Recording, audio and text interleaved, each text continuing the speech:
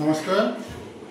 আমরা গ্রামীণ পরিবেশে রান্নাঘরের যে বর্জ্য পদার্থগুলি দিয়ে বা সেগুলি ব্যবহার করে বায়োগ্যাস কীভাবে তৈরি করা যায় আর এই বায়োগ্যাস দ্বারা আমরা কি কি কাজে ব্যবহার করতে পারি এই নিয়ে একটা আমরা প্রজেক্ট তৈরি করলাম।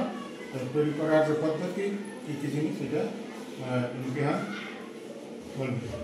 নমস্কার, আমি ইমতিহান উদ্দিন। আজকে আমি ও আমার শিক্ষক কবির সিংহা এবং আমার দুজন সহকারী মিলে একটি মডেল তৈরি করি। আমাদের এই মডেলটি তৈরি করতে আমাদের কোনো খরচা হয়নি, বিনা খরচায় আমরা এটা করেছি।